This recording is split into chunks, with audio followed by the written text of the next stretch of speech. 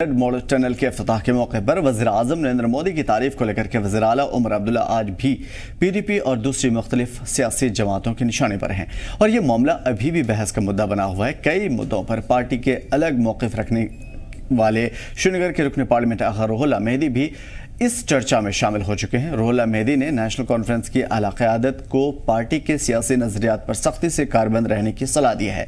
उन्होंने पार्टी को खबरदार किया कि अगर इससे इन्हिराफ हुआ तो अवाम में गलत पैगाम जाएगा, गलत मैसेज जाएगा। श्रीनगर सांसद का बयान है कि उनके साबिका बयानों की तरह पार्टी के लिए परेशानी का बास बन सकते हैं। जाहिर सी बात है। ये भी बता दें कि उमर अब्दुल्ला ने इफ्तिताही तकरीब से खिताब करते हुए कहा था कि PM मोदी की मौजूदगी से कुदरत भी खुश है। उमर ने ये बातें साफ मौसम के पेश नज़र कही थी। आगा रुहुल्ला ने कहा कि चलई कलाम में साफ आसमान और खिली हुई धूप नेमत और रहमत नहीं बल्कि खुदा की नाराज़गी का मजहर है। उन्होंने कहा कि उमर अब्दुल्ला ये बता सकते हैं कि उन्होंने इस तरह का बयान क्यों दिया था। उमर अब्दुल्ला के इस बयान से 2016 सितंबर में उस वक्त की वज़ीर आला महबूबा मुफ्ती के टॉफ़ी मिल्क वाले मुतनाज़ा बयान को भी दोबारा चर्चा में लाया जा रहा है। हालांकि PDP चीफ ने इस बयान पर 2019 में माफ़ी मांगी थी, लेकिन माना जाता है कि इस बयान की PDP को वादी में बड़ी सियासी कीमत चुकानी पड़ी। बता दें कि उस वक्त के वज़ीर दाखिला राजनाथ सिंह की मौजूदगी में PDP सदर ने दमहाल हांजीपुरा पुलिस स्टेशन पर हमले के बाद सिक्योरिटी फोर्सेस की जवाबी कार्रवाई पर कहा था कि मुजाहिदीन थाने पर क्या दूध और टॉफी खरीदने गए थे। आगा रुहुल्ला ने कहा कि अवाम सब याद रखती है, अगर पार्टी ने अपना वादा पूरा नहीं किया तो मुस्तकबिल में हमसे भी सवाल पूछे जाएंगे।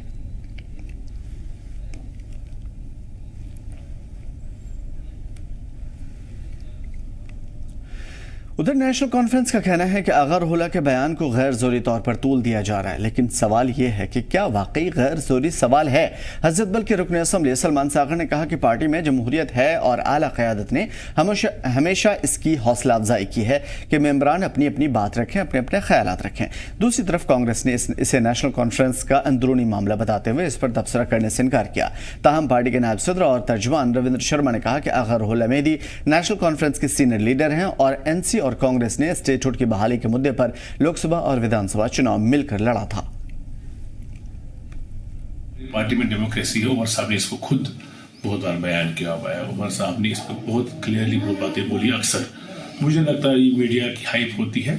सीनियर लीडर्स हैं रुहुल्ला साहब, उमर साहब भी इसको अपने हिसाब से हैंडल करते हैं और रुहुल्ला साहब करते हैं। तो मुझे लगता है कि ये इसको इतना इशू बनाना चाहिए। देखिए, रुहुल्ला मेहदी साहब नेशनल कॉन्फ्रेंस के MP हैं और उनके नेता है उमर अब्दुल्ला साहब, तो ये वो भी बता सकते हैं वो कहना चाहते हैं और नेशनल कॉन्फ्रेंस को इस चीज का जवाब देना चाहिए। बीजेपी तर्जुमान गौरव गुप्ता ने आगा रुहुल्ला मेहदी के बयान पर गुमराह करने वाला बयान बताया। केसर TV से बातचीत करते हुए उन्होंने कहा कि वज़ीर आला उमर अब्दुल्ला भी मरकजी सरकार और PM मोदी की तारीफ करने के लिए मजबूर हैं। जी हाँ, मजबूर हैं, लेकिन वोट बैंक की राजनीति के चलते नेशनल कॉन्फ्रेंस के लीडर एक ही समय में अलग अलग बयान देकर जम्मू कश्मीर के लोगों को गुमराह कर रहे हैं। देखिए, आज मानो सही माने पे मुझे खुशी है। At the end of the day Omar Abdullah जो हमारे यहाँ के माननीय हमारे चीफ मिनिस्टर हैं, आज वो भी रिकॉग्नाइज कर रहे हैं। अगर आज सेंट्रल गवर्नमेंट पॉलिसीज को, जिस तरीके डेवलपमेंटल के प्रोजेक्ट्स यहाँ पर चल रहे हैं, खासकर टनल की बात करूं या रेलवे डिवीजन जम्मू को मिलना, वो कहीं ना कहीं पर अप्रिशिएट कर रहे हैं कि कितना एक सही माने पर कितने बड़े बदलाव से जम्मू कश्मीर पूरा निकल रहा है। और जहां तक रही बात उनके MP की, क्या मजाल है कि MP कोई ऐसी स्टेटमेंट देगा, डोंट यू थिंक ये पूरा प्लान है? ये तो गुमराह किया जा रहा है लोगों को कि आप ऐसी स्टेटमेंट दे दो, मैं यहां से कवर करूंगा बस। ये टोटल एक मुझे लगता है कि कहीं ना कहीं पर एक गुमराह किया जा रहा है और ये पूरा प्लान जो है पूरा फिक्स है। तो फिलहाल यहाँ पे कई सारे सवाल बनते हैं और वो चीज़ें, सबसे पहली मरतबा जब आगा रुहुल्ला ने इख्तलाफात किए थे तो लगा कि शायद अंदरूनी मामला है या फिर इख्तलाफात है राय की, लेकिन जब दूसरी मरतबा इख्तलाफात हुआ, प्रोटेस्ट में शामिल हुए, तब भी ये लगा कि शायद अंदरूनी तौर पे दो अलग अलग राय हैं। लेकिन पार्लियामेंट में और असम्बली के अंदर, असम्बली के बाहर जो चीज़ें हमने देखी उससे मुआवजना किया गया और लगा कि कहीं ना कहीं राय मुख्तलिफ नहीं है बल्कि कुछ और भी है। अब अलग अलग पार्टियों का मौक़िफ़ भी आप सभी के सामने लगातार हमने दिखाए हैं। अब कांग्रेस जरूर इसमें कुछ कहने से इनकार कर रही है, लेकिन अंदाज उनका भी जारहाना है और फिलहाल वो तमाम तर चीजें कहीं ना कहीं बगावती तेवर के रूप में देखने को मिल रही है। उसके साथ साथ बीजेपी ये कह रही है कि फिलहाल ये मिली भगत है दोनों जगह की, यानी कि एमपी बगैर आला कमान के कुछ भी नहीं कह सकते, यानी कि जम्मू में कुछ और, दिल्ली में कुछ और। इन तमाम तर मुद्दों पे हम बात करेंगे। एडवोकेट नीलोफर मसूद साहिबा हमारे साथ जुड़ी हुई हैं जेकेएनसी से, और एडवोकेट आदित्य गुप्ता जी हमारे साथ जुड़े हुए हैं पीडीपी से, और जगदीप सिंह साहब सीनियर स्पोक्स पर्सन है कांग्रेस के। सबसे पहले आपकी तरफ आएंगे एडवोकेट नीलोफर मसूद साहिबा, क्या इस बयान को, आगा रुहुल्लाह मेहदी के इस बयान को आप किस नजर से देख पा रही हैं? देखिए, हर एक पॉलिटिकल पार्टी में अपने अपने मुद्दे और अपने अपने मसले और मसाइल होते हैं। जहां तक जम्मू कश्मीर नेशनल कॉन्फ्रेंस है, हमारा जो मौकिफ है पहले से रहा है कि जो इंटरनल डेमोक्रेसी है, हमने उसको दबाने की ना कभी कोशिश की है और ना ही कोशिश करेंगे। हर किसी का अपना व्यू पॉइंट है, अपना पर्सपेक्टिव है, तभी जाकर ये जो तंजीम हमारी है नेशनल कॉन्फ्रेंस की, ये मुतहरिद भी है और साथ में मजबूत भी है, क्योंकि हर एक को अपना हक है अपना व्यू पॉइंट सामने रखकर फिर पार्टी उसी हिसाब से उन सब व्यू पॉइंट्स को मिलाकर आगे बढ़ रही है और कामयाबी भी उसी वजह से आगे मिलती है। तो क्या आपको लग रहा है कि फिलहाल पार्टी पीडीपी के रास्ते पे चल रही है और इसका असर देखने को मिलेगा अवाम के जरिए? देखिए, इस वक्त कोई भी पॉलिटिकल पार्टी जो है उनके पास असल मुद्दे तो है नहीं जिस पर वो बात करे, क्योंकि 4 ही महीने अभी जम्मू कश्मीर नेशनल कॉन्फ्रेंस को हुए हैं हुकूमत करने के लिए। अब मेन इश्यू से डाइवर्ट करने के लिए ये जो मुद्दे हैं ये पीडीपी ने उठाए हैं, दूसरी पार्टीज ने उठाए हैं। पीडीपी में काफी जैसे ऐसे, मैं आपको एक थोड़ी सी एग्जांपल यहाँ पर, मुझे 2 मिनट आप दे दीजिएगा। बिल्कुल। बहुत से ऐसे उनके मेंबरान जो थे 370 के हटने के बाद उन्होंने पार्टी छोड़ दी। उस वक्त क्या आइडियोलॉजी थी, क्यों उन्होंने पार्टी छोड़ी, हम उसमें नहीं जाना चाहते। लेकिन वही लोग जिन्होंने दूसरी पार्टियों में शमूलियत की, अब वो वापस पीडीपी में आ गए। क्या ये आइडियोलॉजी, अगर एक हिसाब से पॉलिटिकल पार्टी चल रही थी, फिर दूसरे आ गए, वहां पर क्यों आ गए, फिर उनको क्यों लिया गया? अगर वो 370 के हक में थे तो नहीं प्लेटफॉर्म देना चाहिए था। हम मुद्दों में नहीं जाते, ना हमें उठाने की जरूरत है। इसी तरीके से एक पॉलिटिकल पार्टी पीसी, उसके खिलाफ किसी ने लोकसभा में कोई उठा नहीं, अल्ताफ बुखारी साहब थे या बीजेपी के, उन्होंने कोई फील्ड कैंडिडेट नहीं किया उनके खिलाफ। हम नहीं, उन मुद्दों में भी नहीं हम जाते, उनके इंटरनल अरेंजमेंट्स है, इंटरनल बातें हैं उनकी, हमें भी उन मुद्दों में जाने की जरूरत ही नहीं है। मुद्दे ये होने चाहिए कि किस तरीके से हम जम्मू कश्मीर की रियाया जो है इनको रफाकत किसी न किसी तरीके से पहुंचाए, किस तरीके से हम यहाँ के जो 10 साल हमारे वेस्ट हो गए हैं, मैं फिर कह रही हूँ वेस्ट हो गए हैं बिकॉज ऑफ द रीजन, जो जितना भी पैसा आया, जितना भी जो भी हुआ, आपने देखा कि कितने डिपार्टमेंट्स का पैसा लैप्स होकर वापस चला गया, वो असली कामों पर यहाँ सर्फ नहीं किया गया। यहाँ का अनएम्प्लॉयमेंट रेट, यहाँ का हर कोई चीज, हर कोई सेक्टर बीमार पड़ा हुआ है। ठीक है, अभी जो आपने कहा, मैं फिर अपने बाकी साथियों की तरफ स्विच करूंगा। मैं सबसे पहले एक चीज और आपसे जान लेने की कोशिश करूंगा। आपने कहा कि ये गुमराहकुन मुद्दे पीडीपी वगैरह की जानिब से उठाए गए हैं, तो क्या आप ये मान रही हैं कि आगा रुहुल्लाह मेहदी पीडीपी के इन मुद्दों में गुमराह हो गए? बिल्कुल नहीं, मैंने तो ऐसी बात ही नहीं की, मैं ऐसी जसारत नहीं कर सकती। वो एक टॉल लीडर है, अपनी आइडियोलॉजी नहीं बल्कि पार्टी तो की बातें दोनों तो एक तरफ कर रही हैं मैम, जहां तक मैं समझ पा रहा हूं। आगा रुहुल्लाह मेहदी साहब वही बात कर रहे हैं जो पीडीपी कह रही है। सुन लीजिए आप, ये तो पीडीपी तो उनको आदत है किसी के पीछे छुपने की। इससे पहले भी वो छुपे हुए थे, किसी को सामने दे देना, दूसरों के कंधों पर गोलियां चलाना, ये ठीक नहीं रहता है। वो अपना व्यू पॉइंट रखे। तो जो अगर रुहुल्लाह साहब कह रहे हैं वो टॉल रीडर है, वो अगर कोई सजेशन दे रहे हैं तो हेल्दी है, ले लेंगे, चलेंगे उसके साथ। तो मुझे नहीं लगता है कि ऐसा पर्सनली उन्होंने कुछ ऐसा अगेंस्ट कहा। इससे पहले भी आप देख लीजिए, उन्होंने कहा कि जो ये कहेगा कि डिसेंट है जम्मू कश्मीर नेशनल, वो मुझसे बात करे। मुझे लगता है वो काफी एक आंसर था उन लोगों के लिए जो अननेसेसरीली इस फेक चीज को बढ़ावा देते हैं कि अंदर कोई चीज। चलिए ठीक है, आदित्य गुप्ता जी से ये पूछ लेते हैं। एडवोकेट आदित्य गुप्ता जी, सबसे पहले आपका रद्द अमल चाहेंगे, और जो नीलोफर साहिबा कह रही थी उसके ऊपर भी आपकी राय। देखिए, मैं बार बार आपके चैनल पे बात कहता रहा हूं कि नेशनल कॉन्फ्रेंस एक हमेशा गुड कॉप बैड कॉप की सिस्टम को चलाती रही है।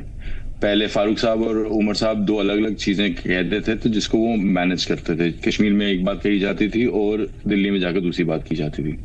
अब वही चीज को आगा साहब ने स्टेप इन कर लिया हुआ है। एक ये भी वे है एक किस्म का पावर स्ट्रगल भी है नेशनल कॉन्फ्रेंस के अंदर, सिंस इंटरनल मैटर, वो लोग आपस में देखेंगे क्या है, लेकिन एटलीस्ट लोगों तक जो मैसेज आपने पहुंचाना होता है वो मैसेज क्लियर होना चाहिए। आपकी पार्टी की लाइन क्या है वो आपको क्लियर होना चाहिए।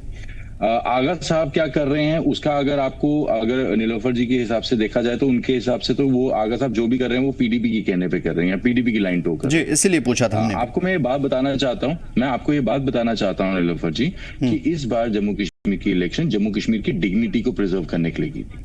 जब आपने वोट मांगा था तो आपने कहा था तो जम्मू कश्मीर के साथ 5 अगस्त 2019 को हुआ है, उस चीज का मैं हिसाब लूंगा, मैं उस चीज को वापस रिस्टोर करूंगा, मैं उठ के बात करूंगा। जब आपने कहा था कि जब आपने टोपी उतारी थी तो आपने कहा था मेरी इज्जत बख्शो क्योंकि मैं आपके लिए बात करूंगा। आपने हर पॉलिटिकल पार्टी को बीजेपी का बी टीम बोल के वोट लिया, आपको मैसिव मैंडेट मिला 50 का। आप मुझे बताएं 4 महीने में आपने एक स्कीम पास की हो, आपने एक ऐसा अपना प्रॉमिस किया हो, फुलफिल किया हो जो आपने अपने इन मैनिफेस्टो में लिखा है। आप basic condemnation of 5 August 2019 acts को कंडेम नहीं कर पाए अपने कैबिनेट के रेजोल्यूशन। आप वहां पे बैठ के भी स्टेटहुड का रोना रो रहे हैं। आप मुझे एक बात सिंपल बताएं, मैं ये बात बार बार पूछता आया हूं नेशनल कॉन्फ्रेंस के अलग अलग स्पोक्स पर्सन से कि आप मुझे बताएं कि अगर स्टेटहुड नहीं है तो और भी तो डिपार्टमेंट है आपके पास, उन डिपार्टमेंट में आपने क्या काम किया है? क्या आपने कभी मोशन भी मूव किया? रेगुलराइजेशन ऑफ एम्प्लॉइज का आपने मोशन मूव किया क्या आपने असेंबली में? आपको जितने भी इस टाइम पे अगर लैंड रेगुलराइजेशन है वो आपके मंशूर का हिस्सा है, उसको एक private members bill PDP move करती है। आपके भी तो मैनिफेस्टो में वो बात लिखी थी। तो आपको क्या चीज रोकती है काम करने से? और जो आप करना चाहते हैं आप ये कर रहे हैं कि आप कोजी को अपने आप को करने की कोशिश करें बीजेपी के साथ। मैं आपको एक बात बड़ी साफ तरीके से बताता हूं कि आपने आइडियोलॉजी की बात की थी नीलोफर जी। जब आपने आइडियोलॉजी की बात की थी तो आपको मैं ये बात बताता हूं कि हिंदुस्तान में 2 ही किस्म की आइडियोलॉजी है। एक है गोडसे की जिसको बीजेपी फॉलो करती है, दूसरी है गांधी की जिसको हर इंडिया अलायंस का पार्टनर मानता है। जब आप कोजी इन बेड होने जा रहे हैं बीजेपी के साथ ये कहकर कि जी हमारा तो गुजारा ही बीजेपी के बिना नहीं हो पाएगा, सेंट्रल गवर्नमेंट के बाद नहीं होगा, तो आप बेसिकली अपनी आइडियोलॉजी शिफ्ट जो गांधी की आइडियोलॉजी से गोडसे की आइडियोलॉजी में आप शिफ्ट कर रहे हैं, उसको पर्दा डालने की कोशिश कर रहे हैं। ये बात नहीं है। आप आज भी देखें, मैं 1 मिनट कल 18 तारीख को लीडर ऑफ ऑपोजिशन ने डिसेंट नोट फाइल किया इलेक्शन कमिश्नर अपॉइंट होते हुए। उमर साहब से पूछा गया कि आप डिसेंट नोट के बारे में क्या कहते हैं? वो कहते जी एलओपी का तो हक है डिसेंट देना। अरे वहां फिर कॉरेस्पॉन्डेंट ने पूछा कि सर उसका कंटेंट है कि एलओपी ने ये लिखा है कि इलेक्शन कमीशन की कॉन्स्टिट्यूशन का सिस्टम गलत है। फिर उसका ये जवाब देने से छूटते हैं, जबकि इन्होंने खुद इलेक्शन कमीशन की जिस टाइम पे अपॉइंटमेंट और जिस टाइम पे सरकार ने नया रूल लाया था इन्होंने खुद कंडेम किया था। आज ये पावर में बैठ के कोजी नहीं हो रहे तो और क्या हो रहे हैं बीजेपी के साथ? ये धोखा देने की कोशिश कर रहे हैं। ये बेसिकली चलिए इसका जवाब तो हम कांग्रेस से मिलेंगे जो आपने उठाया है मुद्दा, और उन तमाम तर चीजों के बारे में जो रिएक्शंस देना चाह रही थी वो उनकी तरफ भी आएंगे। जगदीप साहब सबसे पहले आपकी राय, उसके बाद अगला सवाल। आमिर भाई आदाब, आपके तमाम दर्शकों का हार्दिक अभिनंदन। इससे पहले कि मैं खास तौर पर आदित्य जी ने जिस तरीके से आज बात रखी उस पर बात करूंगा, लेकिन ये बता दूं कि मेरे मार्गदर्शक और हमारी पार्टी के मुख्य प्रवक्ता रविंद्र शर्मा जी ने आधिकारिक तौर पर जब ये स्पष्टीकरण दिया तो निश्चित तौर पर यही मुझे लगता है कि एक मॉरल वे था हमारा, क्योंकि हम घटक दल है प्रमुख इस वक्त सरकार का, और ये नेशनल कॉन्फ्रेंस का निश्चित तौर पर अंदरूनी मामला है। लेकिन इसमें कुछ बातें ऐसी हैं जिन पर मैं व्यक्तिगत तौर पर अपनी राय जरूर रखूंगा। लेकिन पहले मैं आदित्य जी को एक बात बताना चाहता हूं।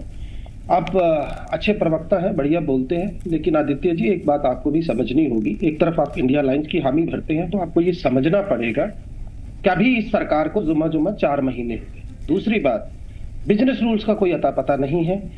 वित्तीय मामले, जम्मू कश्मीर पुनर्गठन अधिनियम की धारा 55 के तहत जब इन्होंने तमाम अख्तियार एलजी के हाथ में थमा दिए, फिर चाहे लॉ अबाइडिंग एजेंसी पुलिस की बात हो या फिर तमाम तरह के वित्तीय मामले हो, अब जो भी वादे नेशनल कॉन्फ्रेंस ने किए हैं, मैं I am not representing national conference, बिल्कुल, लेकिन मैं समझता हूं कि in such a span of period it seems pretty perplexed. If we will ruminate the things like that, we will have to wait at least up to some extent. और दूसरा, जहां तक मेहंदी साहब का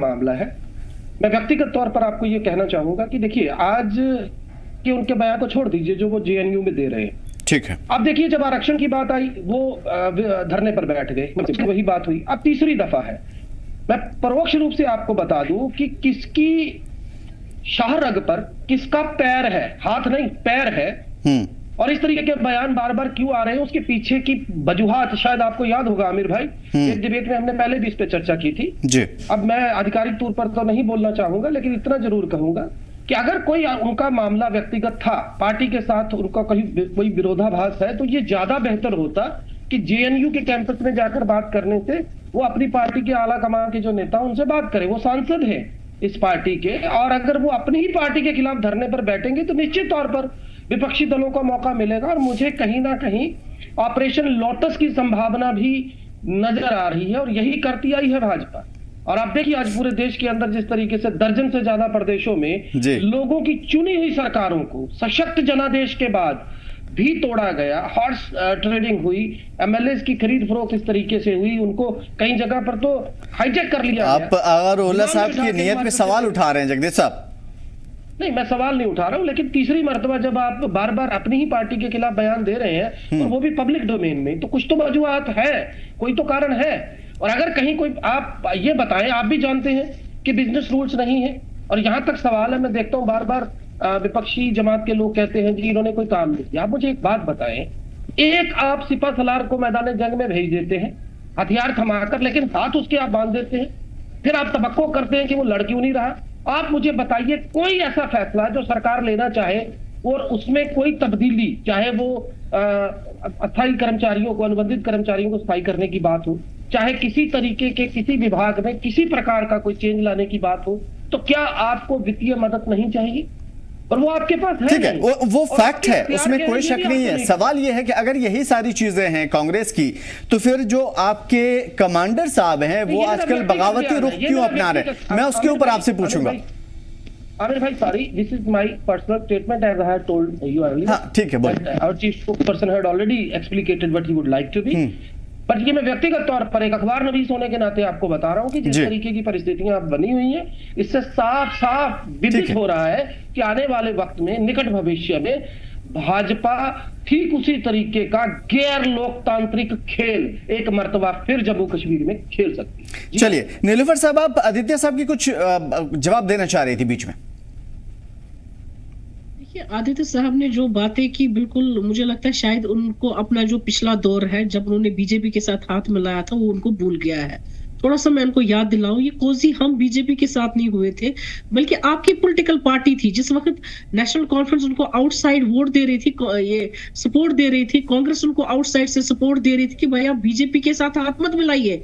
आपने यहाँ के लोगों से वोट ले लिया है बीजेपी को एट बे रखने के लिए, लेकिन आपको उस वक्त ये पड़ी थी नॉर्थ और साउथ पोल को मिलाना है, कयामत लानी है, जो 5 अगस्त 2019 को आ गई हम लोगों पर, वो कयामत बरपी। वो दौर शायद इनको भूल गया है। इनको ये दौर भी भूल गया है जब उन्होंने हाथ उनसे मिलाया, वो आइडियोलॉजी ऑफ गुड्स के साथ हाथ मिला रहे थे, जो ये आज हमें कह रहे हैं। ये इल्जामात इनको अपने आप पर, अगर ये एक उंगली हम पर तान रहे हैं, उसमें से जो 4 है इनकी तरफ जा रही है, तो दूसरों पर शीशा, जिनके घर शीशे के होते हैं दूसरों पर पत्थर नहीं। ठीक है, आदित्य साहब से इसका जवाब लेंगे, जगदीप साहब का भी और आपका भी।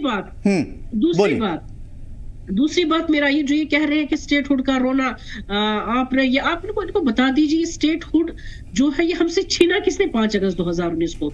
ये वही लोग हैं जिनके साथ आप मिलकर आपने गली कोचे रास्ते सब कुछ उनको दिखाया, हर एक चीज उनको सिखाया, और फिर जाकर उन्होंने हमारे जो हकूक थे वो रोन डाले 5 अगस्त 2019 को आप लोगों की वजह से, क्योंकि आप वहां पर गए। जीएसटी आपने लाया, सरफेसी आपने लाया यहाँ पर, वो एक बहुत बड़ी एनक्रोचमेंट थी आपकी हुकूमत में 370 को कमजोर करने की, वो आपने यहाँ पर किया। और साथ में 4 महीने बहुत कम होते हैं क्योंकि आपके पास मुद्दे तो है नहीं, अब आप बस पत्थर मार रहे हैं भाई उसने ऐसी स्टेटमेंट क्यों दी, उसने ऐसी स्टेटमेंट दी। अरे खुदा के लिए कुछ ऐसा कीजिए ताकि यहाँ के लोग जो, पहले तो माफी मांगे यहाँ के लोगों के साथ, क्योंकि आपने किस आइडियोलॉजी के साथ हाथ मिलाया था वो आप जानते हैं। इस रियासत को आपने यूटी बनाया तो आपको माफी मांगनी चाहिए यहाँ की रियासत के साथ। तो जो हम लोग तो अगर यही चीज है, इसी को बेस बना लेते हैं एडवोकेट नीलूफर साहबा, तो फिर आपके आपके लीडर ही तो आपके खिलाफ ये सारी चीजें वो झुटला रहे हैं साफ साफ, और पीडीपी भी सेम बात बोल रही है। कोई नहीं झुटला रहा है, कोई कुछ नहीं झुटला रहा है। मैंने आपसे कहा कि हमारी तंजीम जो है ये इनकी अपनी हम ये कभी नहीं चाहते कि जो हर किसी का राइट ऑफ एक्सप्रेशन है, हर कोई बोल सकता है, हर किसी का राइट है, हर किसी का डेमोक्रेटिक राइट बनता है वो अपनी बात रखे, सामने रख रहे हैं बात, तो हम उस चीज को एनकरेज करते हैं। हालांकि जहां पर तंजीम की बात आती है, यही अगर राहुल साहब सामने आते कहते कि भाई आपको मुझसे गुजरना होगा तब आप नेशनल कॉन्फ्रेंस की बात कीजिए, उसकी बात तो ये लोग नहीं करते। इनके पास असल मुद्दे है ही नहीं, कहेंगे क्या? क्योंकि उनको पता है जो आज जिन मुसीबतों से ये हुकूमत जूझ रही है वो बोया हुआ इन्हीं तंजीमों का है। तो सिर्फ इतना बता दीजिए, फिर मैं आता हूं आदित्य साहब के साथ। इतना बता दीजिए सिर्फ कि क्या जिस तरीके से अभी हम देख पा रहे हैं एम्प्लॉयमेंट वाला इशू था, वहां पे भी आगा रुल्ला नजर आए। अभी पीएम मोदी वाली जो बात उन्होंने कही कि भाई पीएम मोदी जब आए थे, आप कह रहे हैं मौसम सुहाना हो गया उनके आने से, हालांकि ये तो खुदा का अजाब था अब इस मौसम में चिल्लाई कलां के दौरान। उसके साथ साथ जहां भी आगा रुल्ला तर्जुमानी करते हुए नजर आते हैं, उनका भी मानना है और पीडीपी का भी मानना है कि लोगों की असल तर्जुमानी ये कर रहे हैं, और एनसी जो है पूरी की पूरी ये अलग ट्रैक पे चल रही है। नीलोफर मसूद साहिबा, किससे? मुझसे सवाल है? जी जी जी, आपसे ही पूछ रहा हूं, अलग अलग ट्रैक क्यों है एनसी के लीडरों का? देखिए कोई अलग ट्रैक नहीं है, ऐसी कोई बात नहीं है कि जैसे ये दर्शाना चाहते हैं लोगों के हमारा कोई इंटरनल डिस्प्यूट है, ऐसा कुछ नहीं है। वो हमारे सांसद है, हमें रिप्रेजेंट करते हैं, और जब वो हमें रिप्रेजेंट करते हैं, जो उनकी बात होती है, चाहे वो सांसद में रखते हैं, चाहे वो असेंबली में, चाहे वो अपने लीडर्स के साथ बैठकर बात रखते हैं, तो इन कंसेंसस जो भी चीजें आती है सामने आ जाती है। अब अगर वो कोई सजेशन देते हैं या कोई भी लीडर हमारा सजेशन देता है, वो हम बिल्कुल उस पर अमल करते हैं, हम उस पर चलते हैं, उस पर गौर खोज करते हैं, तो उनका हक बनता है। चलिए ठीक है, एडवोकेट आदित्य साहब आप रिएक्शन कुछ कहना चाह रहे हैं? दिक्कत नहीं है तो बाहर से क्या होगी? चलिए एडवोकेट आदित्य साहब। जी, मैं कांग्रेस के प्रवक्ता को भी जवाब देना चाहूंगा, बिल्कुल बोलिए, नीलोफर जी को भी देना चाहूंगा, लेकिन सबसे पहले मैं एक बात आपको बोलना चाहूंगा कि जो मुद्दा है आज का वो आगा साहब का बोलना और उमर साहब की चुप्पी है। बिल्कुल देखिए, बोलने की ऑप्शन तो उमर साहब के पास भी है, उन्होंने ऑप्ट किया कि वो नहीं बोलेंगे। इनफैक्ट उन्होंने ऑप्ट किया कि जैसे सोनमर्ग की टनल के टाइम पे एक बटरिंग करने का उन्होंने सोचा, तो चलो उन्होंने बटरिंग का ही बहाना तरीका ले लिया। ये तो उनकी अपनी मर्जी। जहां तक नीलोफर जी की बात है, नीलोफर जी ने बड़ी बड़ी बात की है कि हम लोगों ने कोई north pole south pole ideology की भी बात की है। देखिए, नॉर्थ पोल साउथ पोल की जो बात की गई थी नीलोफर जी, आपको समझ नहीं आनी, जगदीप जी को समझ आएगी बड़े ध्यान से, क्योंकि नॉर्थ पोल और साउथ पोल का मतलब था जम्मू और कश्मीर। दो हिस्से जम्मू कश्मीर के, जिसको 50 साल के अब्दुल्ला के परिवार के रूल में इतना डिफरेंशियल क्रिएट कर दिया था कि दोनों हिस्से एक दूसरे के साथ ट्रस्ट नहीं करते थे। उस ट्रस्ट को बिल्ड किया था क्योंकि उस टाइम पे मैंडेट ऐसा था। जम्मू ने पहली बार एक ही पार्टी में को टोटल मैंडेट दिया था। जब वो कांग्रेस को मैंडेट मिलता था जम्मू से, तो उनको इनकॉर्पोरेट किया ही जाता था ना सरकार में। तो वैसे ही एक इनकॉर्पोरेशन जो थी वो बीजेपी को की गई थी, क्योंकि उन्होंने इनके पास 25 सीटें थी। तो ये जो बार बार कश्मीर से ये बात आती है कि कश्मीर की बीजेपी को एंट्री दी, बीजेपी को क्या एंट्री दी? जम्मू के लोगों ने वोट दिया। आप यहाँ डिसाइड कर लो कि जम्मू के लोग आपके भाई हैं या नहीं है। सिर्फ मुंह से बोलते रहते हो। अगर जम्मू के लोगों ने अपना मैंडेट दिया तो उस मैंडेट को इज्जत दी। आपने उसको बना दिया हुआ तमाशा। उठ के बार बार आप वहां पे कश्मीर में इस बात को कहते हो, नॉर्थ पोल साउथ पोल मिला दिया जी। उन्होंने बीजेपी की एंट्री करा दी, और बीजेपी की एंट्री हुई तो इसलिए 5 अगस्त 2019 हुआ। आप मुझे बताएं, 5 अगस्त 2019 इसलिए नहीं हुआ क्योंकि मोदी को 303 सीटें पार्लियामेंट में आई? क्या वो अकेले पीडीपी ने ला कर दी उसको? अजीब सी बात करते हैं, कोई लॉजिक नहीं होता।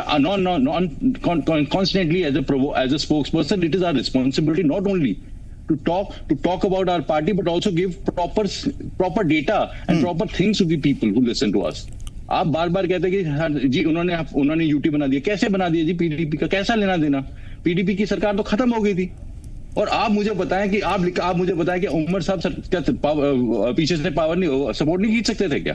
तो बीजेपी ने खींची, क्या उमर साहब नहीं खींच सकते थे क्या? उनकी क्या हैंड रिटन कमिटमेंट थी? और ऊपर से बीजेपी और लेकिन जीएसटी का जो उन्होंने इन्फोर्समेंट का मुद्दा उठाया, जीएसटी वाला 2017 वाला, उस पर भी आप बोलिए। मैंने सब कुछ लिखा। 2014-2015 का हमारा अलायंस वो एजेंडा ऑफ अलायंस था। उसमें डॉक्यूमेंटेशन लिखी गई थी, उसमें ये भी लिखा गया था जम्मू को क्या मिलेगा, कश्मीर को क्या मिलेगा, कौन सा एम्स कहाँ खुलेगा, IIT कहाँ खुलेगा, ये सब कुछ डिटेल्स थी उसमें। एक रिटन डॉक्यूमेंट था। जो नेशनल कॉन्फ्रेंस कर रही है वो बाय बटरिंग वो अपना दिल वहां पर जोड़ने की कोशिश कर रही है। और we try to enter into a contract, ठीक है, contract which was identifiedly defined. One, SARFAESI की ज्यादा बात है। सरफेसी एक ऐसा कानून है जिसके अंदर बैंक जो लोन देते हैं तो उसके अंदर आप उसकी एप्लीकेबिलिटी जम्मू कश्मीर में नहीं हुई थी। 2002 से लेकर 2014 तक की इतनी लिटिगेशन चल गई थी जिसमें हजारों करोड़ रुपया बैंक लोगों का पैसा फंसा था, क्योंकि जिसका डिफॉल्टर होता था आप उसकी प्रॉपर्टी को कवर करके उसमें से पैसा रिकवर नहीं कर पा रहे थे। अगर नीलोफर जी और नेशनल कॉन्फ्रेंस का कहना यह है कि वो पैसा रिकवर करना गलत है, देन गॉड। चलिए ठीक है, उस टाइम पे क्या सिचुएशन थी वो उसमें जाएंगे तो शायद और भी ज्यादा वक्त निकल जाएगा हमारा। जगदीप साहब, मेरे दोस्त जगदीप जी ने बात की थी कि आपने 4 महीने की बात की, और हम जगदीप जी मैं 4 महीने में ये नहीं कह रहा कि आप कमाल करें, एटलीस्ट डिग्निटी जो है जम्मू कश्मीर के लोगों की उसकी तो बात करें। क्या उमर अब्दुल्ला साहब ने जो सुसाइड हुआ है, जिसको अबेट किया है एक SHO ने कठुआ डिस्ट्रिक्ट में, क्या उसके बारे में सिर्फ एक ऊंची आवाज में बात की कि ये गलत है? क्या उस फैमिली को रीच आउट किया जिसकी वो नुमाइंदगी करते हैं? जब 400 डिटेंशन हुई हैं तब भी उमर साहब चुप रहे। जब आपका टोटल स्टैंड आपने चेंज किया स्मार्ट मीटर्स के नाम पर, आपने कहा जी बिजली देनी तो बात की बात है, पहले 100% मीटरिंग करेंगे हम, क्या वो चेंज ऑफ स्टांस नहीं था? जब उन्होंने उनकी इतनी इनएबिलिटी है कि बिजनेस रूल्स की आप बात करें, बिजनेस रूल रिकमेंड तो करके भेजें। एडवोकेट जनरल की अपॉइंटमेंट जम्मू कश्मीर के अंदर अगर होनी है, उसकी रिकमेंडेशन चीफ मिनिस्टर से जानी है। वो एक कागज पे एक नाम लिखकर नहीं भेज सकते कि इस इंसान को एडवोकेट जनरल बनाया जाए, ताकि लेफ्टिनेंट गवर्नर कोई तो फैसला करे। जब वो फैसला ही नहीं करना चाहते, उमर साहब वो दम ही नहीं दिखाना चाहते, तो आप हमें कह रहे हैं कि हम क्यों 4 महीने ला रहे हैं? हम 4 महीने से इसलिए बोल रहे हैं क्योंकि साहब वो कोशिश ही नहीं कर रहे हैं। हम चाहते हैं वो कोशिश करें। हमने बात की जब सिक्योरिटी मीटिंग में उनको नहीं बुलाया गया था, उस वक्त भी हमने उनके लिए बात की कि चीफ मिनिस्टर जम्मू कश्मीर को बुलाना ही बुलाना है आपको जी। और उसका रिजल्ट आप देखिए, जब फाइनेंशियल अभी जब रूल्स रिव्यू, चलिए इस चीज को हम यही रहने देते हैं। वापस जगदीप साहब आपकी तरफ आएंगे। सवाल मेरा वही बरकरार है, आप इनका भी जवाब दे लीजिएगा, लेकिन सवाल मेरा यही बरकरार है कि बगावती तेवर तो दिख रहे हैं साहब, ये आपको सिंह साहब एक्सेप्ट करना पड़ेगा। देखिए, मैंने आपको परोक्ष रूप से एक बात कही थी, किसका पैर किसकी शाहरग पे है, इससे ज्यादा मैं कुछ नहीं कहूंगा। अब यहाँ 2-3 बातें स्पष्ट कर दूं। पहली तो बात, भले ही देखिए नेशनल कॉन्फ्रेंस, PDP, ये तमाम हमारे घटक दल है और हम निश्चित तौर पर गांधी जी की उस सोच के साथ खड़े लोग हैं, इंडिया गठबंधन के तमाम घटक दल, इसमें कोई दो राय नहीं है। लेकिन देखिए दिक्कत क्या है, जब ये एक दूसरे पर आरोप प्रत्यारोप का सिलसिला चलाएंगे तो एक बात समझनी पड़ेगी, भाजपा के साथ गठबंधन में PDP भी थी और नेशनल कॉन्फ्रेंस भी थी। ये बात अलग है कि वो भाजपा वाजपेयी साहब वाली भाजपा थी जो 2014 के बाद अपने किरदार को, अपने मयार को कितना नीचे गिरा चुकी है, ये देश जानता है। दूसरी बात, इन्होंने एक बात कही आदित्य भाई, आपका तो वो कहना हो गया, मैं कह रहा हूं कि तैरना नहीं आता तो भाई पानी में उतरोगे तो तैरोगे। आप कह रहे हो कि नहीं, जब तक तैरना नहीं आएगा मैं पानी में नहीं उतरूंगा। अरे भाई साहब, अगर 200 यूनिट बिजली फ्री देनी है तो मीटर तो लगाने ही पड़ेंगे। कैसे आइडेंटिफाई करेगी कंसर्न सरकार या डिपार्टमेंट की भाई इस घर ने 200 यूनिट बिजली इस्तेमाल कर ली या नहीं कर ली? दिक्कत क्या है, भाजपा ने 3 से 4 मरतबा अलग अलग मीटर्स लगा के करोड़ों रुपए का चूना यहाँ के लोगों के पैसे को, उनके हक हकूक की कमाई पे पहले ही लगा दिया है। अब देखिए, बजाय इसके कि हम इतने अल्पकाल में, ये जरूर है, आपने जैसे रविंद्र शर्मा साहब के बयान का जिक्र किया, स्टेटहुड हमारी प्राथमिकता है। अब आर्टिकल 370 क्या है, इस पर मैंने बड़ी बार आपसे बात की है। संविधान सभा को विधानसभा में कैसे इन्होंने बदल दिया, और आपको जानकर हैरत होगी, मैं एक बात बताऊं जिस पर कभी किसी ने चर्चा नहीं की और मैं जहां तक समझ पा रहा हूं बहुत लोगों को इस बारे में जानकारी भी नहीं है, कि जब यहां पर विधानसभा भंग की थी तत्कालीन और आखिरी गवर्नर सत्यपाल मलिक ने, वो संवैधानिक रूप से ये कर ही नहीं सकते थे, लेकिन फिर भी की गई। और ये तो मानना पड़ेगा कि त्रिशंकु, आप साउथ पोल नॉर्थ पोल छोड़ दीजिए, त्रिशंकु जनादेश के बाद एक मर्तबा ये सच है कि 2 पूरी तरह से एक दूसरे की दुर्विरोधी पार्टियां जो है वो सत्ता नशीन हुई त्रिशंकु जनादेश का हवाला देकर। लेकिन प्रत्युत्तर में PDP के साथ जो हुआ, जो भाजपा ने किया, जिस ढंग से PDP की पीठ पर छुरा घोंपा, वो उसकी जो आज भी खामियाजा PDP भुगत रही है, इसमें कोई शक नहीं है। लेकिन अब कम से कम नेशनल कॉन्फ्रेंस को ये नसीहत हो गई, जैसे देश के अलग अलग रीजनल पार्टीज को है, वो चाहे शिवसेना हो, तो चाहे वो आज शिंदे साहब की पार्टी हो, आप अकाली दल से शुरू हो जाइए, आप लंबी फहरिस्त है। तो मेरा कहने का तात्पर्य ये है कि आज जो मामले का लबो लबाब वो ये था कि एक नहीं, दो नहीं, तीसरी मर्तबा, मैं ये व्यक्तिगत तौर पर कह रहा हूँ, दोबारा कह रहा हूँ, जी बोलिए, जो मेहंदी साहब है उन्होंने जो बातें की हैं पब्लिक डोमेन में और जेएनयू में जाके, जहां के छात्रों को बड़ा बुद्धिजीवी माना जाता है, और अगर आप वीडियो देखेंगे तो 2-3 लोग जो है वो तालियां पीट रहे हैं, बाकी तो कोई खास बात मुझे दिखी नहीं। तो भाई साहब, अगर कोई दिक्कत है तो अपनी पार्टी में बात कीजिए ना, क्यों नहीं आप अपनी पार्टी से बात करते, बजाय इसके कि आप पब्लिक डोमेन में बात करते हैं। और अगर आप मौसम का तंज कस रहे हैं तो वो तो एक कहावत है, भगवान की माया, कहीं धूप कहीं छाया। उस दिन धूप निकली कि नहीं निकली, छाया हो गई कि बारिश हो गई, इस पर जब आप इस तरीके का कोई तंज कसेंगे तो निश्चित तौर पर आप मौका देंगे विपक्षी जमातों को इस पर कटाक्ष करने का। तो इस पर मुझे लगता है कहीं ना कहीं कोई दिक्कत जो है उसको all these freaking rough edges must be rubbed off, और होपफुली जो आला कमान है नेशनल कॉन्फ्रेंस की वो उसको संजीदगी से लेगी। और मैं उम्मीद करता हूं कि जो लोगों के मसले मसाइल है, हमारा डर ये है कहीं एक मर्तबा फिर से वही लोकतंत्र की हत्या और उसी तरीके से लोकतंत्र को लूटने की कोशिश जम्मू कश्मीर में ना हो, क्योंकि यही भाजपा करती आई है। और जिस तरीके का विरोधाभास बार बार देखने को मिल रहा है, ये इंगित करता है उन परिस्थितियों की ओर। ये मेरी चिंता। ठीक है, खर्रा साहब ने जो अभी बयान दिया था उसके ऊपर भी मैं चाहूंगा कि आप कुछ बोलें। उन्होंने कहा कि हमारा जो इत्तेहाद था वो सिर्फ इस बात से था कि बीजेपी को वादी से खदेड़ दिया जाए, जम्मू कश्मीर से हमने खदेड़ दिया, हम कामयाब हुए, अब हमारे मुद्दे अलग।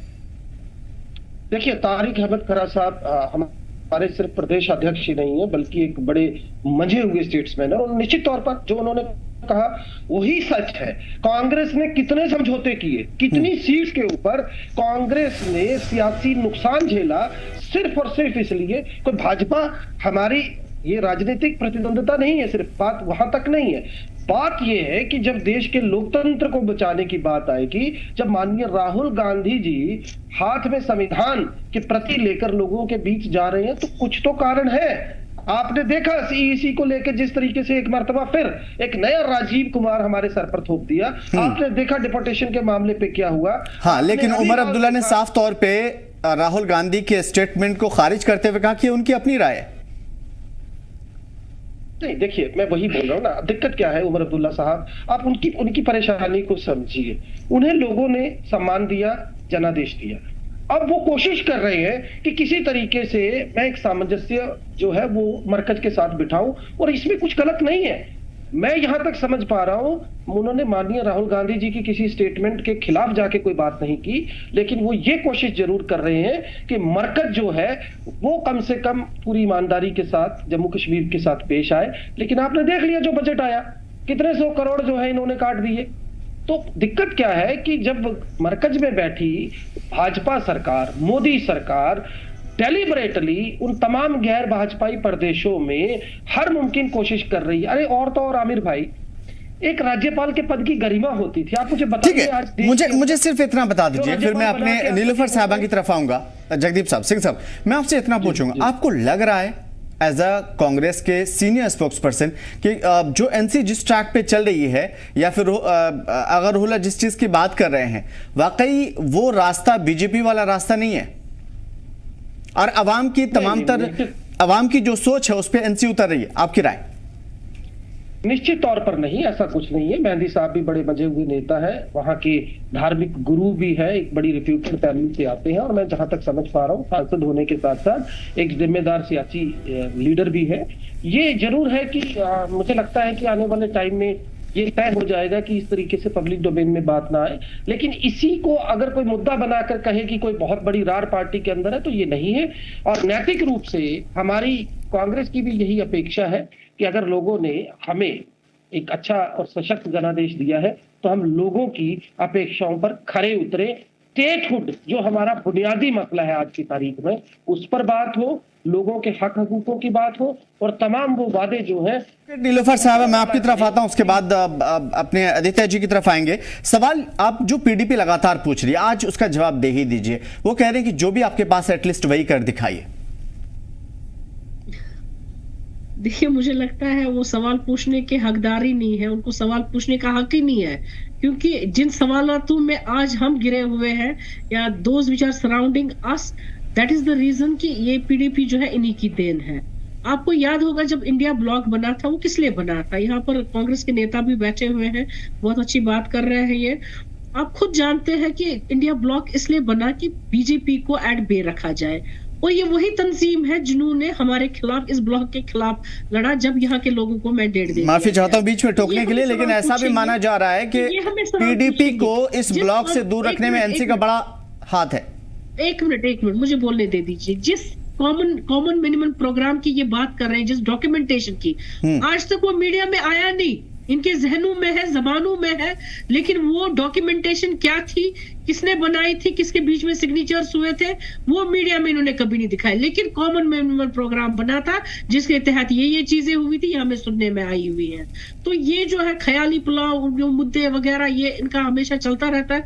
अपोजिशन में इनका हक है सवाल पूछना भी और तनकीद करना भी, लेकिन तनकीद बराए तामीर अगर हो वो ज्यादा बेहतर रहती है।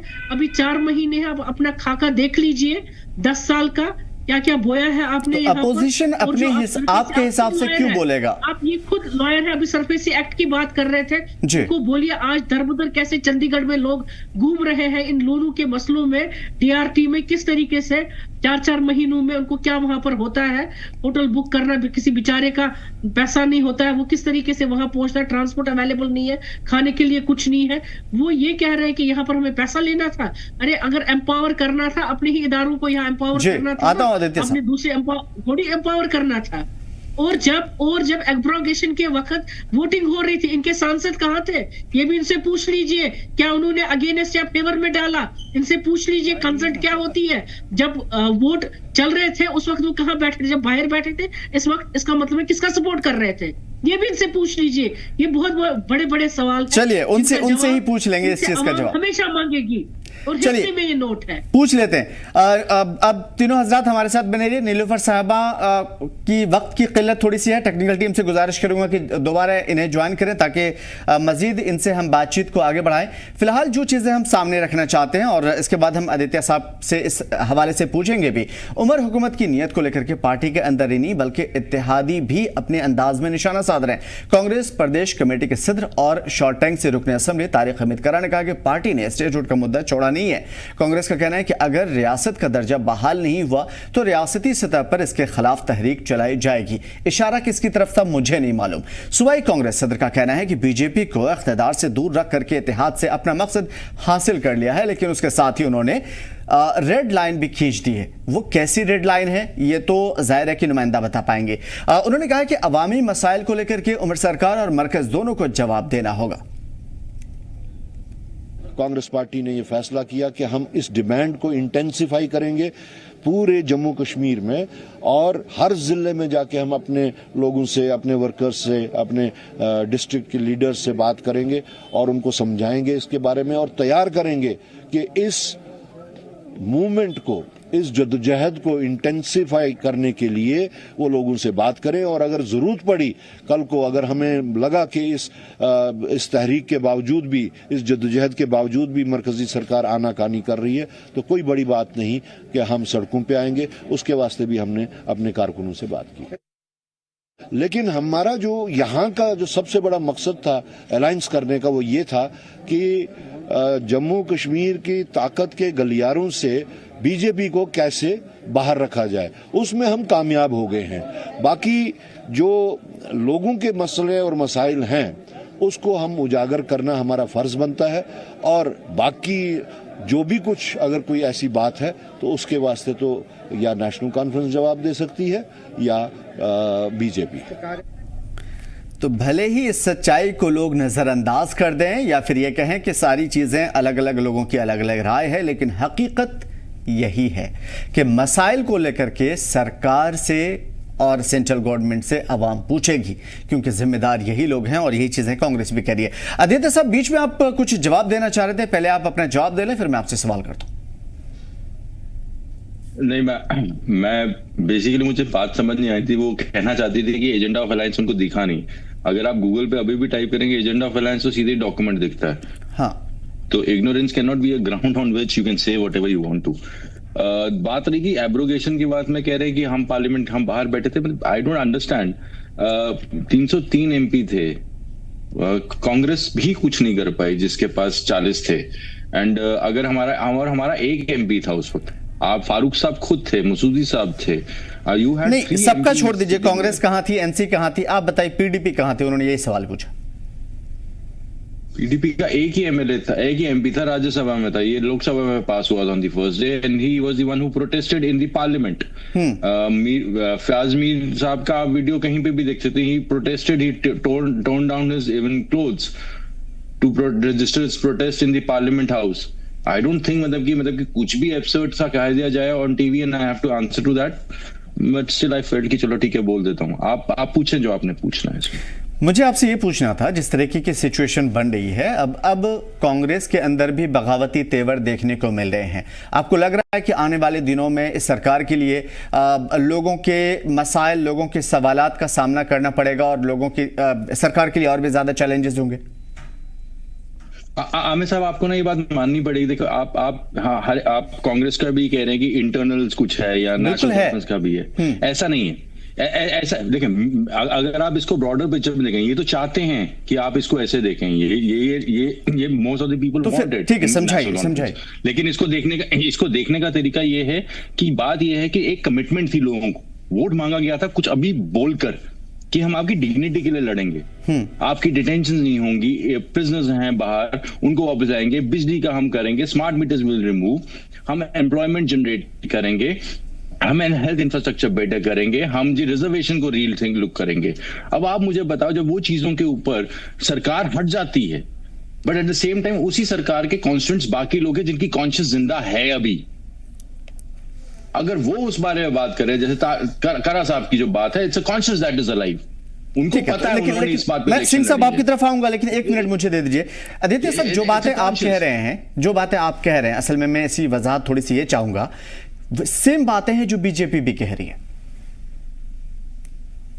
बीजेपी क्या कह रही है? बीजेपी का भी यही कहना है कि भाई इन लोगों के बहकावे में मत आइए, दरअसल इनके ही अपने एजेंडे हैं और ये अलग अलग तरीके से अवाम को गुमराह कर रहे हैं, लोगों को गुमराह कर रहे हैं। मेरा पॉइंट ये है कि उमर साहब ने शॉर्टकट, उमर साहब ने ये सोचा है, उनका तरीका ये है कि उनको लगता है कि कांग्रेस की बीजेपी के साथ कोजी होकर, सेंट्रल गवर्नमेंट के साथ कोजी होकर मैं अपना काम निकाल लूंगा। साहब, बीजेपी रूथलेस पार्टी है, वो आपको नहीं स्पेस देने लगी, आपने खुद देखा है। जब सर सेंट्रल गवर्नमेंट अगर कांग्रेस भी होती तब भी उनसे बात करना पड़ता उनको, तो सेंट्रल गवर्नमेंट में जो भी होगी, ABCD चाहे जो भी रहे, जो भी है, लेकिन बटरिंग आपने इलेक्शन लड़ी ऑन, आप मुझे बताया, आप बात ही नहीं कर रहे हो। देखो 4 महीने में मैंने आपको अभी गिनाया, क्या कठुआ के मामले में बोले उमर साहब? अच्छा, अगर ये सेंट्रल गवर्नमेंट से बात नहीं करते तो आप यही कहते कि भाई आप तो सेंटर से बात ही नहीं कर रहे हैं, यहाँ पे कुछ आ ही नहीं रहा, लोगों के मसले कैसे हल होंगे, तब भी तो आप सवाल इन्होंने, मैं पूछ रहा हूं कि एग्जैक्टली बात क्या की है आपने कठुआ के मामले में क्या बात की? क्या आपने इतना भी बोला होम मिनिस्टर की there should be a judicial inquiry, judicial अफसर को बिठाओ ना? इसका जवाब नीलोफर साहिबा देंगी। जगदीप साहब, और कितनी बड़ी बात थी? चलिए ठीक है, मैं समझ गया, इसका जवाब मैं उनसे लूंगा। जगदीप साहब, माफी चाहता हूं सबसे पहले कि काफी देर हो गया, मैं आपकी तरफ आ नहीं पाया सही तरीके से। सवाल सिर्फ इतना है कि क्या इस वक्त 2 चीजें हैं जो PDP और बीजेपी जिसकी तरफ इशारा कर रही है कि कहीं ना कहीं ये चीजें ऐसे दिखावे की हैं, और दूसरी चीज कि वाकई क्या इसमें कोई हकीकत है कि कांग्रेस अपना एक अलग ट्रैक पकड़ रही है, क्योंकि उसे पता है कि आने वाले साल में, आने वाले टाइम पर, इलेक्शन का टाइम जब भी होगा तो हो सकता है कि एनसी पे लोग भरोसा ना करें, हो सकता है ऑलरेडी PDP से लोग नाराज हैं, तो एक नया मौका, एक नया टाइम आ जाएगा कांग्रेस के लिए और कांग्रेस शायद यहां बाजी मार ले।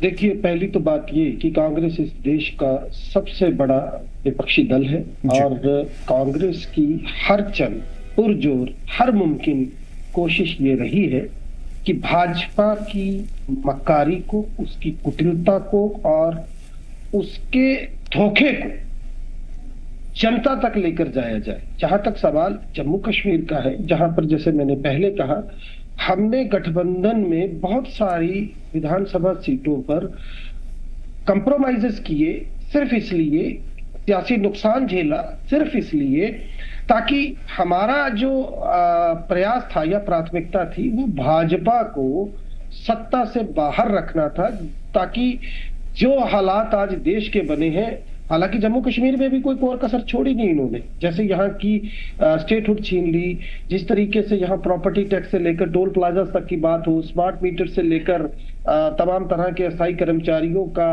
दशकों तक होने वाला बंटाधार हो, तो ये तमाम मुद्दे हैं जिन पर मैं समझता हूं कि लोग भी जानते हैं। और जहां तक सवाल है, आगे हम उम्मीद करते हैं कि नेशनल कॉन्फ्रेंस अपनी इस सरकार में एक साथ एक मत होकर सबको लेके जनता की अपेक्षाओं पर खरा उतरने की हर चंद कोशिश करेगी। और मैं उम्मीद करता हूं कि भाजपा भले ही, क्योंकि देखिए भाजपा के लिए ये एक बहुत बड़ा सेटबैक है, जिस तरीके से चुनाव हुआ, जिस तरीके से धांधलियों के आरोप लगे, बावजूद उसके 29 विधायकों तक एक तरह से परोक्ष रूप से पहुंचने के बावजूद आज सत्ता से बाहर भाजपा जो है उसकी फिर से कोशिश होगी। ठीक है, लेकिन कांग्रेस को आखिर क्यों जरूरत पड़ी कि वो अपने तौर पर रियासत के दर्जे की बहाली के लिए आवाज उठाएं? क्या सरकार पर भरोसा नहीं है उन्हें?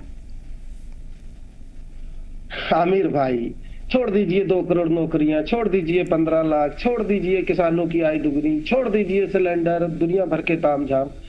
अरे ये वो पार्टी है जो देश की सबसे बड़ी पंचायत में खड़ी होकर इस निर्लज्जता के अमृत काल में जमकर झूठ बोलती है।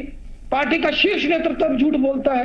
क्या गृह मंत्री अमित शाह ने नहीं कहा था कि हम स्टेटहुड जल्द से जल्द वापस देंगे? जब आप इनसे बात करेंगे 2 टूक जवाब होगा, जब हालात अनुकूल होंगे।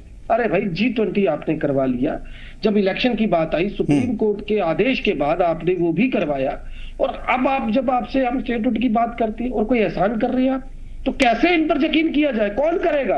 अरे आज तो स्थिति ये है जनाब, जो लोगों ने भाजपा को वोट दिया है, मिडिल और लोअर मिडिल क्लास लोग, वो भी आज भरोसा नहीं कर रहे हैं इन पर।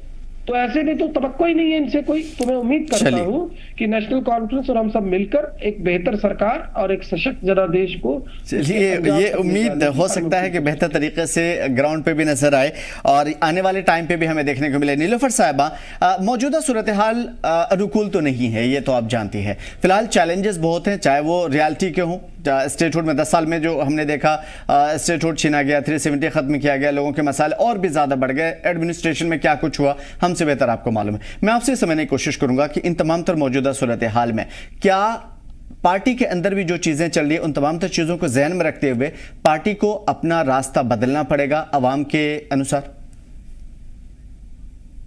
देखिए, मुझे लगता है कि जो भी जम्मू कश्मीर नेशनल कॉन्फ्रेंस करती है वो अवाम के मुफाद के लिए ही करती है, तो रास्ता बदलने की बात नहीं है। हाँ, जहां पर हमें लगेगा कि हम एक अवाम के लिए कोई और रास्ता भी लेना है जो डेवलपमेंट का होगा, जो प्रॉस्पेरिटी का होगा, जो अवाम चाहती है, क्योंकि अवाम ही सरदार है और अवाम ही सरदारी चुनती भी है।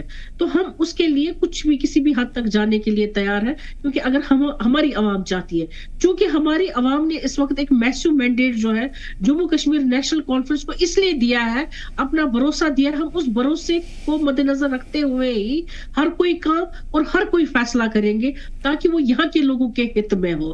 तो जो 4 महीने है बहुत कम अरसा है, इसमें मैच्योरिटी होगी अगर हम ये मुद्दा उठाए, भाई ये क्यों नहीं हुआ, वो क्यों नहीं हुआ। हर कोई जानता है खजाने खाली है, at the end of the हम फाइनेंशियल ईयर है, अब नया फाइनेंशियल ईयर आने वाला है, बिजनेस रूल्स तैयार होकर पहुंचे हैं, वो भी हो जाएंगे। आपको ये भी मालूम होना चाहिए जब इलेक्शन नहीं हुए थे एम्पावर किया गया यहाँ के LG साहब को मोर देन दैट जो उसको ऑलरेडी मिलता था रिऑर्गेनाइजेशन एक्ट में। तो वो चीजें भी मद्देनजर रखनी है कि किस तरीके से LG साहब को ऑलरेडी बहुत ज्यादा पावर्स और दे दिए गए हैं। लॉ हमारे पास है नहीं, लॉ एंड ऑर्डर हमारे पास नहीं है, पुलिस का जितना भी महकमा है लॉ एंड ऑर्डर में आता है उसमें हम कुछ नहीं कर सकते, IAS का कैडर है हम वहां पर कुछ नहीं कर सकते। तो कहीं ना कहीं हमारे भी हाथ बंधे हुए हैं, जो वादे हमने लोगों से किए हुए हैं वो हमने यूटी के मद्देनजर भी किए हैं। इस वजह से हम कहते हैं कि स्टेटहुड भी रेस्टोर होनी चाहिए, क्योंकि जब स्टेटहुड रेस्टोर हो जाएगी तब काफी मुद्दे जो है, काफी मसले हल हो जाएंगे। चलिए वो वक्त भी हम देख लेंगे। आदित्य साहब, जो सिचुएशन हम देख पा रहे हैं, सब देखिए आप इस चीज को बखूबी समझते हैं, सारी पार्टियां अपने अपने हिसाब से इस वक्त लगी हुई हैं और जाहिर है कि ये सियासी पार्टी के बका के लिए, उसके स्टैंड के लिए बहुत ज्यादा जरूरी भी है। PDP जो मौजूदा सूरत हाल में क्या लगता है कि आने वाले टाइम पे इन तमाम तर चीज़ों से उभर करके अवाम के सही मसाइल को हल करने के रुख में कदम बढ़ा पाएगी? क्योंकि कहीं ना कहीं पीडीपी ही वाहिद एक विकल्प के तौर पे अवाम देख सकती है। आपके पास पहले भी हुकूमत रही है, और आपको ये भी लगता है कि अवाम तमाम तर नाराजगी को भूल करके आगे आपको बेहतर तरीके से देख सकती है? देखिए आमिर साहब, बात बड़ी सीधी सी है। नेशनल कॉन्फ्रेंस को मैंडेट मिला है ये कहकर कि वो अकेली पार्टी है जो बीजेपी के खिलाफ लड़ सकती है, और वो लड़ते हुए वो तरक्की ला सकती है। अब ये नेशनल कॉन्फ्रेंस का जो ये झूठ जो उन्होंने परोसा, ये लोगों ने इस बार मान लिया। हम तब भी ये बात कहते थे कि नेशनल कॉन्फ्रेंस उस हकों के बारे में बात नहीं करेगी जो पीडीपी ने की। अगर पीडीपी ने पहले भी अलायंस बनाया था, पीडीपी ने अलायंस बनाया था बेस्ड ऑन अ डॉक्यूमेंट और एक एग्रीमेंट पे। हमारा ऑल्टरनेट ऑब्वियसली हम ही ऑल्टरनेट हैं, और हम ऑब्वियसली हम चाहते हैं कि हम बेटर गवर्नेंस दे सकेंगे और बेटर पोजीशन पे होंगे। अभी तो इलेक्शन जस्ट हुई है, और प्रीएम्प्ट करना कि कितने साल के बाद होगी क्या होगी, बट मुझे ये बात पता है कि लोग हमें ही देख रहे हैं एज एन ऑल्टरनेट, क्योंकि 3 एमएलए होने के बावजूद भी अगर आप असेंबली का फंक्शनिंग जो अगले बजट सेशन आने वाला है, अगर आप उसका भी हिसाब लगाएंगे तो जो मेजर बिल्स हैं वो तो प्राइवेट मेंबर बिल आए हैं। सरकार ने तो कोई बिल ही नहीं किया। लैंड रेगुलराइजेशन रेगुलर बिल, एक बिल प्राइवेट मेंबर बिल आया है। लिकर बैन का जो बिल है वो भी पीडीपी की तरफ से आया है।